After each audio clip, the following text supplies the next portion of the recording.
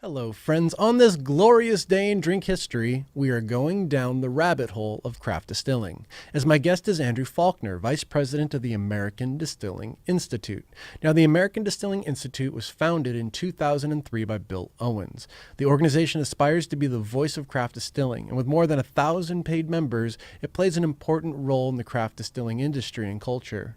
The American Distilling Institute also publishes Distiller magazine, a quarterly publication dedicated to the art and commerce of the craft distilling industry, and it's a must-read for anyone working or even enthusiastic about the space. My guest, Mr. Faulkner, also serves as managing editor of this fine publication, and his extensive knowledge, inspired insights, and relentless enthusiasm certainly qualify him for the position. Let's do this.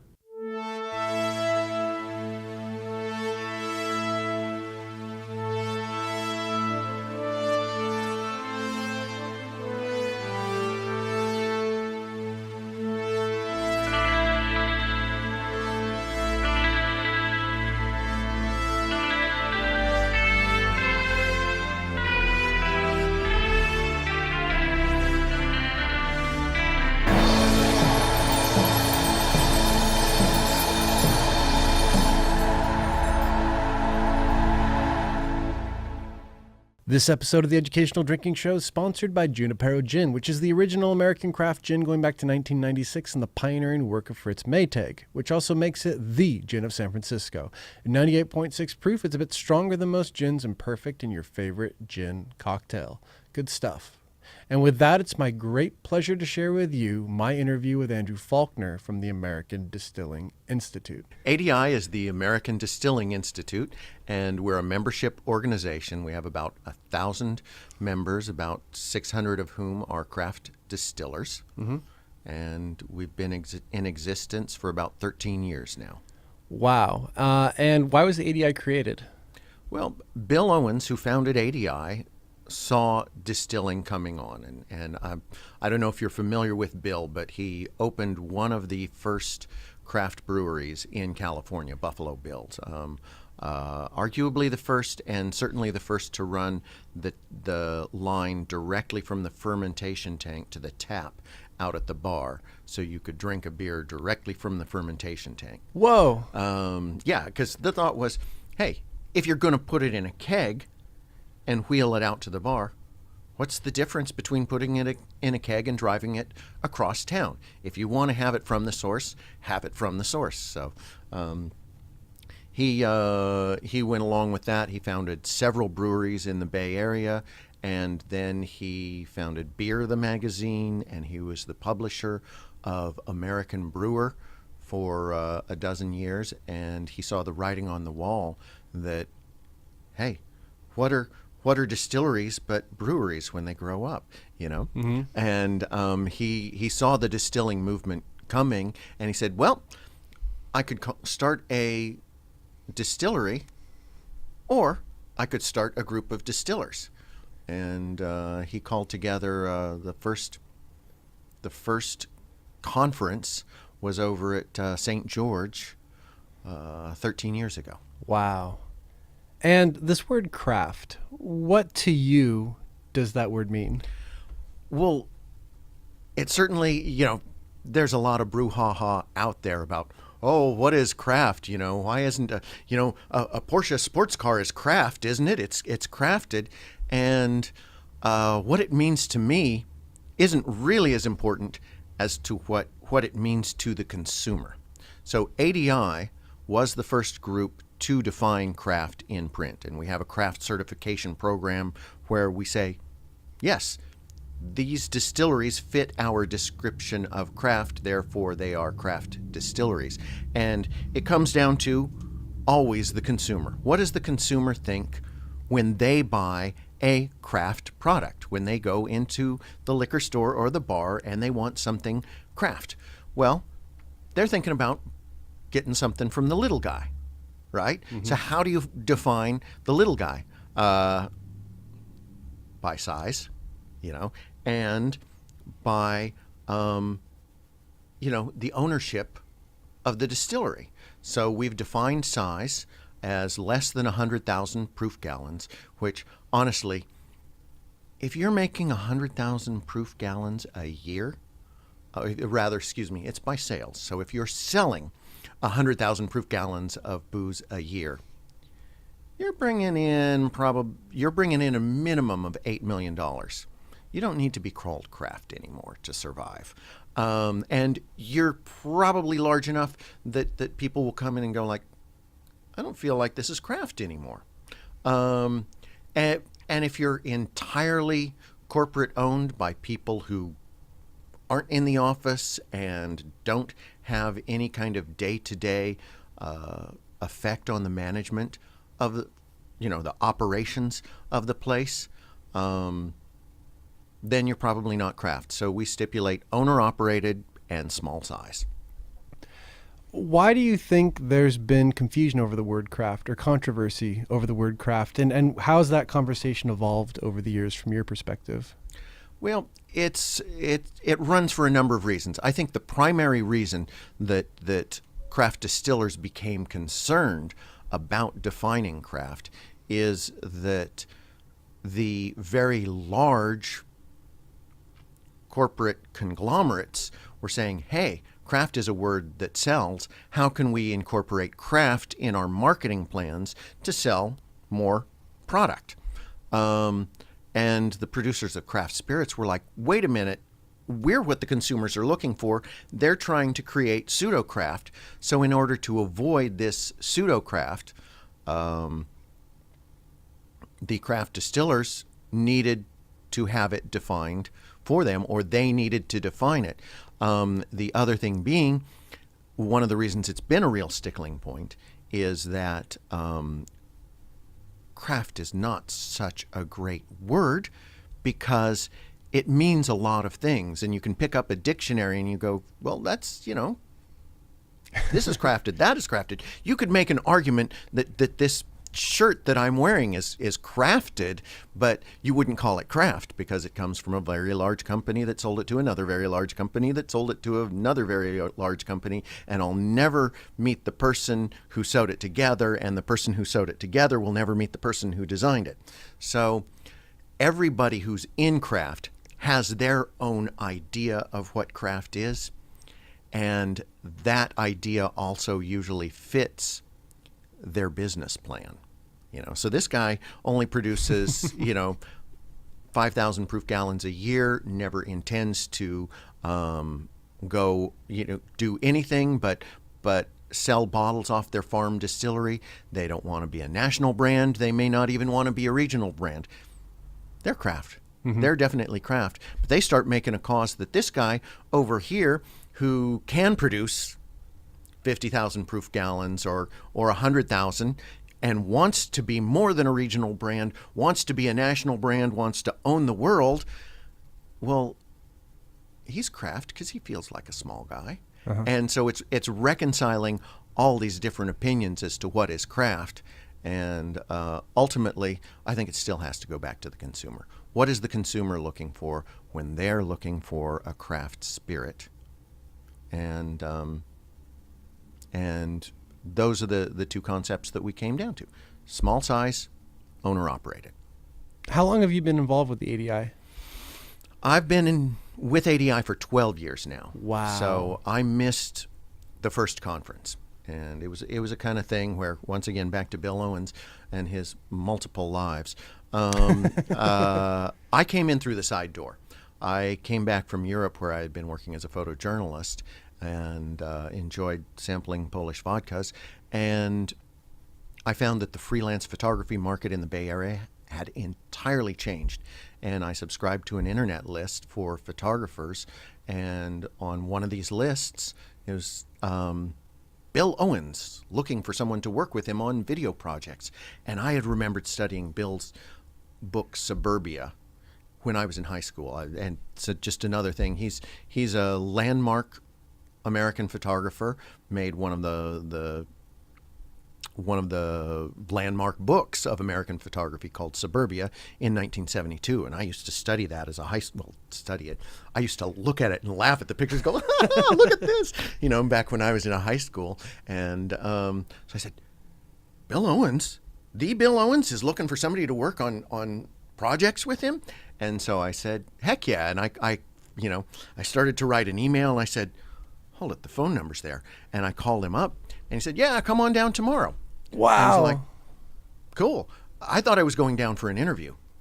I went down to his house the next day, and he started putting me to work right away. It was just like that quick.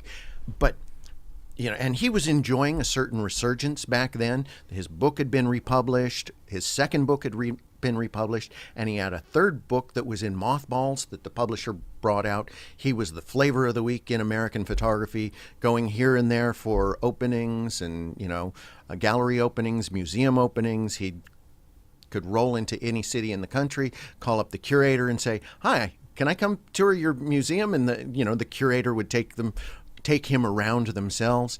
And the more time went on, though, the less enchanted he became with essentially revisiting that world. It was more, he'd look at me and he'd say, yeah, I can do all these things, but I like being around distillers. Mm-hmm. So the more time went on, it was less about the photography and the more it was about the distilling and creating photographs and content around distillers and distilling, and trying to take this great big ball of things that were the distilling community and bring them together and start sewing them together in an actual community instead of just a bunch of guys who are working independently in different, in a vacuum somewhere across the country. Can you take me back 12 or 13 years to when the ADI kind of got rolling? What was the craft distilling landscape like? It was a real small brotherhood back then. And I'm conscious of the use of that word brotherhood because there was a stereotype at the time that was largely true, that it was sort of overweight, middle-aged white guys. And you'd get together and you knew everybody. Mm-hmm. And I go to the ADI conference every year, and there were new faces. The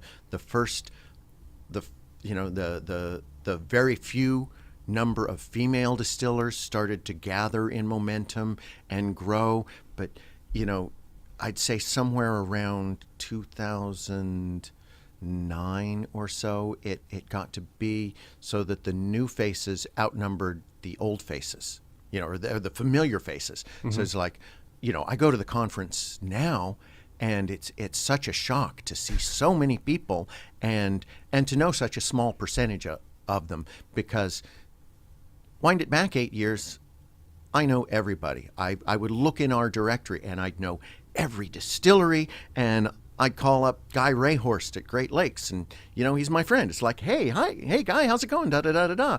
Or anybody among those early pioneers, and now it's just huge. The bottles we have a judging of craft spirits every year, and it's growing. Like, we thought it was big when we broke 200, 300, 400. I was hoping to break 500 for our most recent one, which happened in February.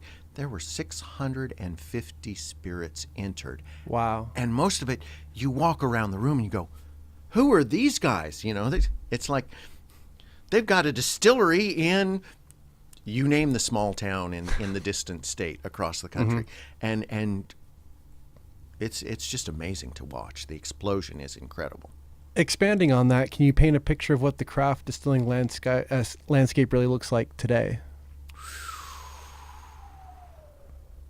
Well, nothing like it's going to look like in 5 years. Really? Because it's going to double again in 5 years. So take the number of distilleries, double it. Take the number of distilleries that you've never heard of and triple or quadruple it, because it's happening. And it's really just a return to normalcy. I'm going to answer your question in reverse and say that let's take it back to the late 19th century. And it depends on whose figures you read and trust. But there were at least 5,000 distilleries in the United States back then. And the United States had a population of less than 100 million. I think it broke 100 million sometime in the early sometime in World War I or something, oddly enough. But, before the Pure Food and Drug Act of 1906, which knocked a lot of people off the shelf because they were doing things to the booze that shouldn't be done. Then you had wartime prohibition during World War I, and you had actual prohibition in the 20s, and we got out of that, and the number of distilleries started to grow again, and then you had wartime prohibition again in in World War II. So by the time we got to the 1950s, alcohol production in the United States was really controlled by a small cartel of distilleries. I think it was 9 distilleries, and 8 of those were in Kentucky. And I don't know about you growing up, but when I was growing up, I was a small kid in the 60s and a high school kid in the 70s, and hard liquor was just something I had no idea how it was made. It just magically arrived on supermarket shelves and liquor store shelves and in bars. And it never occurred to I think generations of Americans that you could actually make this stuff. It was just something that you bought it. Well, it came from Kentucky, or it came from Scotland, or it came from France. And so we're returning to some kind of normal market that existed way before Prohibition. And you have to look at Europe to say, how many distilleries are there, and what's the European distillery landscape? Because we're at 1,000 distilleries now today. There were, and the U.S. population is over 300 million. This country had 5,000 by the most conservative estimate, 7,000. I've seen one that I think is ridiculous that said 14,000 distilleries. I'll just go with the most conservative estimate. If we had 5,000 distilleries for 100 million people, we've got 300 million people now. How many can we support? We're at 1,000 now. It's just going to continue to grow. Now, I don't think it's going to get back to the same number, because we have there's a phenomenon now that didn't exist then, and that's the national brand. Yeah. There was just no one whiskey. You couldn't go into a market in San Francisco and find a bottle of whiskey that you could also find in Chicago and St. Louis and New Orleans and New York back then. So national brands will tend to tamp that down, but still, we're going to 2000 without stopping. Then there'll probably be a little thinning out, and then we're going to go on up, and we're going to keep rising, just like craft breweries.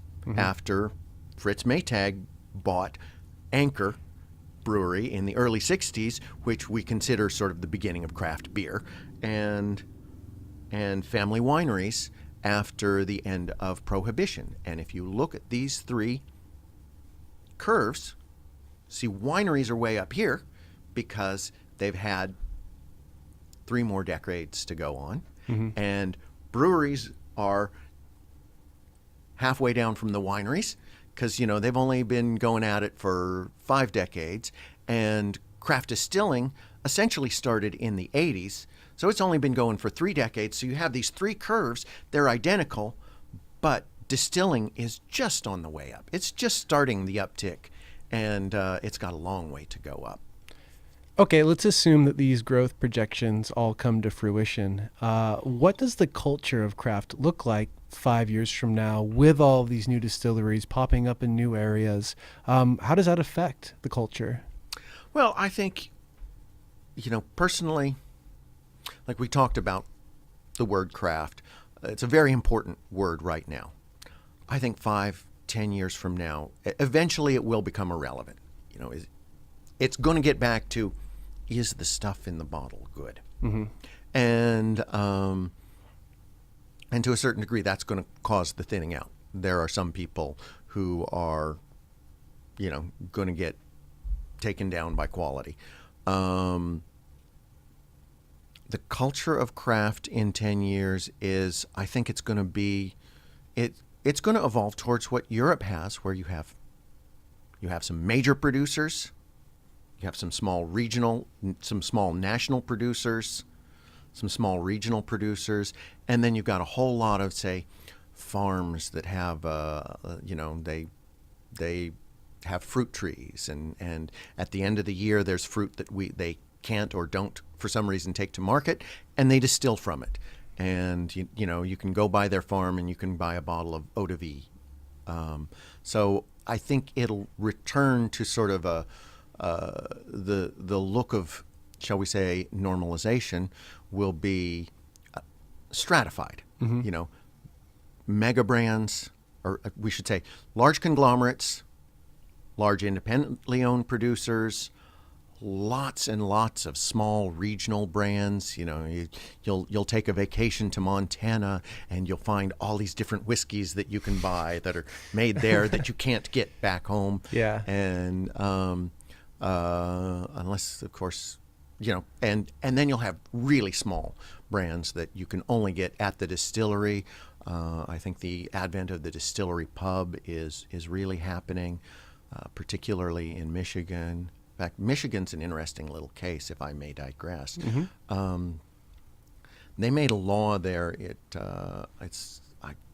I think they termed it something like the Brew Pub Distillery Act.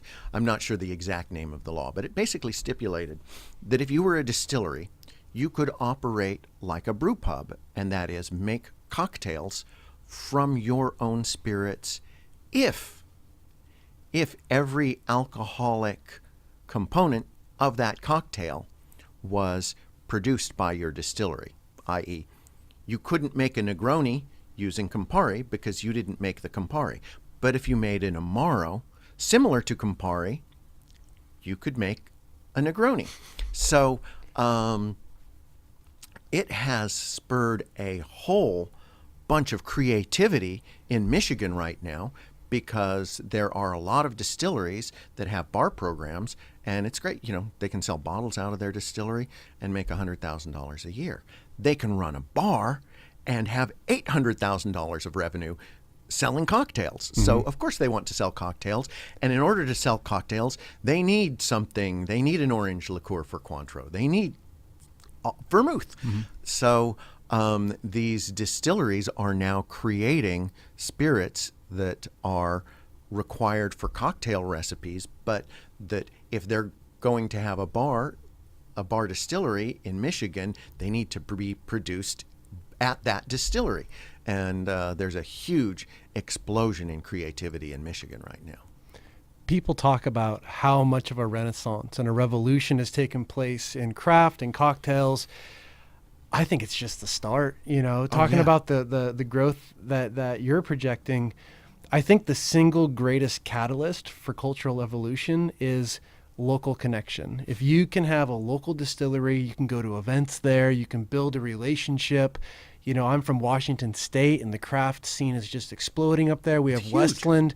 I got a buddy of mine in Gig Harbor. He can take a growler to the local craft distillery and get it filled up with infused vodkas that are delicious. They're beautiful products. And he's getting growlers filled up and taking them home. You know? Up at, dare I say it, Heritage? Not Heritage. It's in a little town called Gig Harbor. Right, Heritage is in Gig Harbor. Is it? Yeah, and it's the only one I know in Gig Harbor right now. Then it must be. Yeah. I haven't been. I'm going to go because it's a great place. He's raving about it. Yeah. They do this lavender vodka. It's beautiful. Yeah. They've got,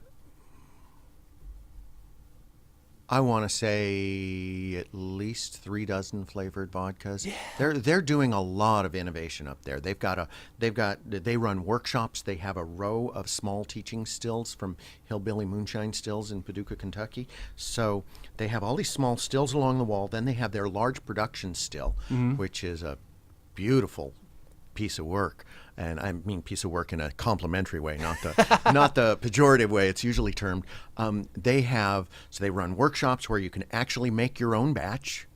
You can put it in a barrel. They store it for you, and they'll bottle it for you when you come in, or they'll look after your barrel cool. at your own at your request. You can walk into their tasting room and you see it lined with small barrels with little brass plates that have people's names on them. That's cool. That those barrels belong to, that they can tap from when they come in. It's a it's a very innovative place, and they've opened a second distillery, and I forget what small town in Oregon it's in, but I think it's Eugene.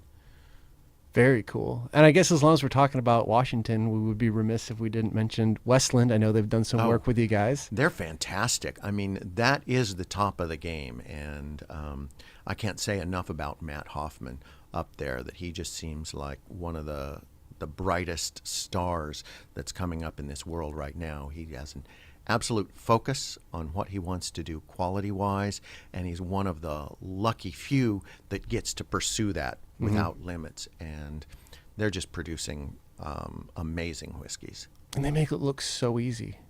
They do. It's just so dialed in. Yeah. And it's not flashy, and it's not over the top. Everything's so simple. It's just executed at such a high level with so much clarity of vision. Oh yeah, I don't want to say it, but thoughtfully made. I mean, they're but they also had the liberty of starting out small and making some mistakes with their facility, so that when they moved to Seattle and opened their downtown Seattle facility, that they were able to really plot it out, and they had the budget to realize their dreams and put in.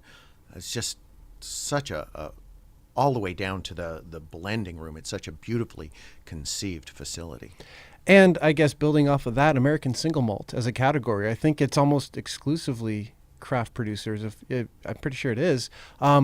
What about building categories exclusively through craft producers such as American single malt? Well, single malt, that's a tough one right now, because single malt has a definite definition in Scotland. Okay, but there is no legal definition of single malt in the United States, and it's a term that I would say is in a little bit of danger right now, because there are people out there who will bend the definition, and they'll put a little stuff they didn't distill in it, or they'll use a little bit of rye in their single malt whiskey. And but I think that is the direction for the future.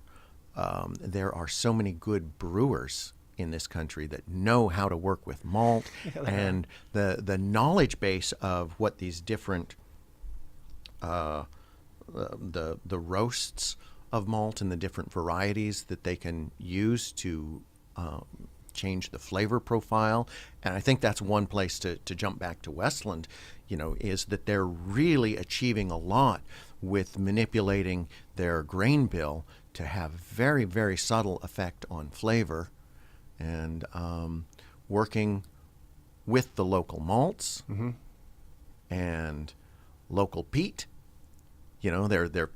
They have a peat bog that's estimated to have about a 10,000 year supply of peat. They've got their own watershed that they protect, so they'll have clean water ad infinitum. And what are the hot topics right now in craft, in your perspective? What are the producers talking about? What has their inspiration? What has them concerned? What are the opportunities? What are the challenges? Okay, hot topics. Something I see rising a lot is, just in terms of products, is beer schnapps. Just absolutely unheard of a few years ago, and now you have all these distilleries that want to work with breweries and say, hey, why not leave the hops in? We'll get an interesting new flavor. And gosh, I think the challenges, I think the biggest challenge for craft distillers is probably going to be handling growth. There is a tremendous difference between being an artist and a businessman, and there are a lot of fantastic artists out there working with stills, but they just don't know how to run a business. And it's a huge challenge for them. Some of them take on investment to handle growth, and they don't know how to deal with investment bankers, and they get forced out of the business that they founded. So I think handling and managing growth is going to be a huge challenge for a lot of the the better spirits out there.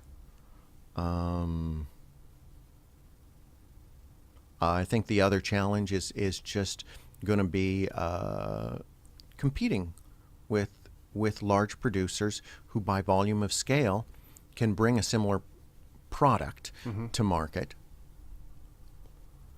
while the craft producer is paying a lot more at every phase to produce their spirits. So you see a craft brand arrive on a shelf and it's 30, 40, 50%, 100% higher in price than something produced by a factory distillery. Switching gears a little bit, your Fine magazine. I'm a fan. I was just reading the recent issue, and I saw you had Brian Davis writing for you. Guy's an absolute beast, one of my favorites. Man. Do you ever talk to him on the phone and you get lost and like you wake up 2 hours later and go, wow, where did I go? He, Mutineer magazine, he was our first, he was the first guy to buy a year contract of advertising with us with his absinthe. So this was like 7 years ago or something like that. Just such an innovator, such an inspired guy, and so knowledgeable. He's just an encyclopedia of information. Yeah, I love Brian, and he's an open book. I mean, you start talking to, well, no, he's a man, he knows how to keep his secrets, but he will also tell you a lot of stuff that you don't know and that you don't hear from other people. He has more secrets than most people, so he can let some of them out.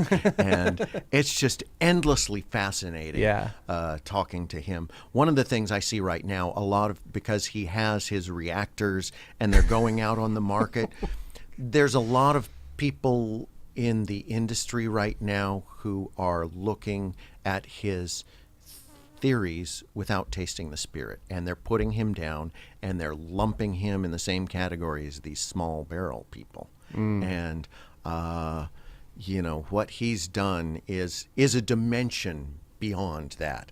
I think there's all sorts of subtlety of putting spirits in barrels for years and years and years, and some of those techniques that subtlety has yet to find its way into his reactors, but what he's done is such an exponential leap beyond the small barrel accelerated aging thing. So what is the vision for the magazine? What's the audience? What's the content? What's going on with the whole magazine? Well, we are, we're sort of a platypus in that we're a little bit of this and a little bit of that. We are a trade publication. Our core constituency is distillers, and our objective is to educate distillers on what's going on out there, how they can improve their business, where to go when they're in Dallas on a marketing expedition and they're looking for the top cocktail bars. All sorts of different things, but at the same time, we're consumer facing. So instead of being a very droll written trade publication where everything is in sort of science and marketing rhetoric, we tend to put things more in common English. We're more consumer facing. We have excellent photographs in it. We're beautiful visually. And we're in 300 Barnes and Nobles nationwide, and we're also in 300 Books A Million stores throughout the South. So we're evangelizing craft spirits and letting people know that this movement is out there, and it's really not so far-fetched to make your own spirits and to start a distillery. It's not this mysterious thing that it was when I was a kid where, yeah, trucks show up, bottles arrive on shelves, and people buy it, but you don't know where it came from. And we're trying to tread that fine line of educating both our distillers, what's going on in the community that they need to know about, and educating the consumers, the bartenders, the retail managers as to where the craft community is right now. When you think about the stories that you've published in the magazine, are there any stories that come to mind as those that you're extra proud of? Maybe there's stories that hadn't been told yet, or there's stories that really resonated and impacted the culture or the industry in a positive way. What really stands out to you? Well, I may not look like it, but I just gave birth last week as a story that I've been working on personally, that about Jay Rogers, the distiller who was injured in the Silver Trail Distillery explosion and fire back in Hardin, Kentucky. And it killed his cousin Kyle Rogers, who was an assistant distiller at the same place. And it's an all-encompassing thing, and it's an engrossing story for Jay's own story, but it's also got a message to distillers about safety that is really important, really needs to be pushed, and people need to be aware to be safe out there. So that's that one right now, because it's really fresh in my mind. But we also did something last fall on tasting room laws in the various states, and how that affects distilleries, consumers, all the way up and down the line. And we had a map that showed which states had more favorable laws and which states had less favorable laws. And of course, while we were working on that, California changed its laws, and in a heartbeat went from one of the less favorable states for craft distillers to one of the most favorable states. Although it's an imperfect law, and many of the California distillers are working to get that changed now, because because of an interpretation by the California ABC, a lot of the people who invested a lot of energy and money into lobbying to get this bill passed were locked out by an accidental clause that they didn't see coming. You have a tremendous amount of history with San Francisco, the Bay Area, and you were sharing some really cool stories before we started filming. We are here at Anchor filming. Any cool stories that you can share from the past? Anchor has a cool history, and I remember my brothers drinking it when I was growing up, and I never really knew how it became the cool beer. And a friend of mine was relating to me that when he was a student back in the 1960s, the anti-war movement people had no place to meet. They weren't allowed to meet on campuses. Not a lot of businesses, no place would let them meet because they didn't want the FBI watching them. And Fritz gave them a place to meet. Fritz Maytag, what do we call Fritz? Because he wasn't the founder. Anchor's got a long history. He was the cultural revolutionary. Yeah. The guy who revived Anchor. He let them meet here at the distillery, and so they could come and hey, here, have some beer while you're meeting. And so through that association, for a generation of people who were students in San Francisco at that time and involved in changing politics, all of a sudden it was like, oh, I'm going to drink Anchor. And there became a real strong association with the beer and the city. Man. And you had a chance to meet Fritz, yes? Oh, several times, yes. What was your impression of him? He's always been nice to me. Yeah. Yeah. He's a man. He was such an innovator, but he's also just sort of a very quiet, reserved, secretive man. So you talk to him, and he, like when he founded the distillery here, and he'll tell the story of how he put garage doors around the stills and kept it secret from the employees. And he knew that he was interested in making rye whiskey. Well, who else was making rye whiskey at the time? Just a bunch of people back in Kentucky, right? As far as I know, Fritz is the original craft whiskey distiller, or at least of this current movement. I can't name anybody else that was making whiskey in the mid-'90s when Fritz started up. So He would order rye, and he's convinced that the competition was watching his distillery very close because, craft had taken off, it had the thinning out, and then craft beer was on the rise again in the 90s. And all of a sudden, after he started receiving shipments of rye for his whiskey, he noticed that a few of his craft beer competitors came out with rye beers. And he's secretly back there distilling away. He's got the still. He's trying to keep it a secret from his employees, even, that there's a still back there until they release something. But again, you can walk through the brewery talking about this and that, and he'll talk to you about life, and never even mention what he's doing with cheeses up in Sonoma County. He's a craft cheese pioneer too. So, man, I could talk to you all day long, and you will certainly have to come back. But for folks out there listening that want to learn more about your world and become more involved, how do they get the magazine? How do they come to the events? How do they just become more a part of the ADI's world? It's very easy. It's www.distilling.com. And from our website, you can find out about anything. We have an annual conference and vendor expo, and this is like, come and meet anybody involved in distilling. It's the real rallying point for the distilling community, and it's the first week of April every year. And I don't know if I'm now allowed to announce this yet because we're trying to sign contracts. The contracts are not signed, but it looks like Baltimore in the first week of April next year. Outstanding. We're going to the East Coast. Outstanding. Well, congratulations on being such a cool part of this movement and being such a great advocate for craft distillers and sharing your stories and insights. It's very appreciated. Thank you. Thank you very much for having me, Alan. It's been a pleasure.